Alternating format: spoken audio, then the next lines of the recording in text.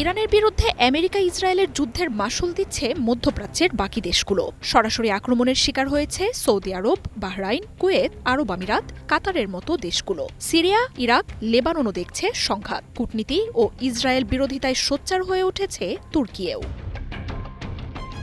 তবে এই যুদ্ধে অনেকটাই নীরব মুসলিম আরেক দেশ মিশর। যুদ্ধের শুরুতেই জর্ডান ও উপসাগরীয় দেশগুলোতে ইরানের হামলার নিন্দা জানায় মিশরের পররাষ্ট্র মন্ত্রণালয়। গালফ কোঅপারেশন কাউন্সিল জিসিসির সাথে ঐক্যমত প্রকাশ করলেও পরে তুর্কি পাকিস্তানের মতো নিরপেক্ষ ভূমিকায় ফেরত যায় কায়রো।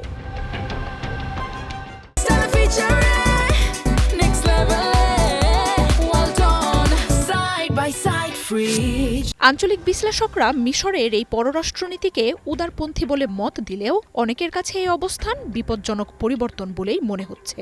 যুদ্ধে যারাই জড়াক বা এর ফলাফল যাই হোক না কেন, তীব্র অর্থনৈতিক দুর্দশাগ্রস্ত দেশটিতে এর প্রভাব পড়তে বাধ্য। তাই কৌশলগত অবস্থানে সরাসরি সংঘাতের বাইরে থাকতে চাইছে কায়রো।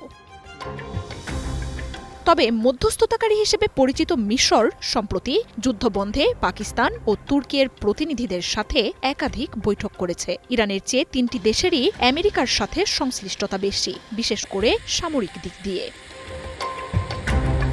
বিশ্লেষকরা বলছেন, প্রায় $169 বিলিয়ন ঋণ নিয়ে মিশরের অর্থনীতি এখন খুবই দুর্বল।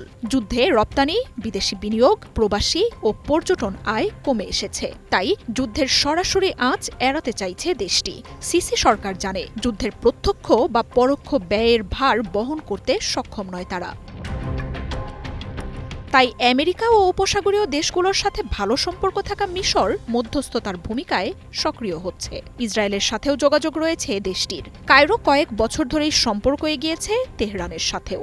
গাজায় যুদ্ধবন্ধের মধ্যস্থতা করা ও ট্রাম্পের শান্তি সম্মেলনের আয়োজন করে মিশর বুঝতে পেরেছে অশান্ত মধ্যপ্রাচ্যে মধ্যস্থতাই লাভজনক কৌশল। তাই যুদ্ধ দীর্ঘায়িত না করে নিজের অর্থনীতি বাঁচানো, ইসরায়েলের অতি শক্তিশালী হয়ে ওঠা ঠেকানো এবং মিত্রদের খুশি রাখার মতো বহুমুখী লক্ষ্য নিয়ে মাঠে নামছে সিসি সরকার।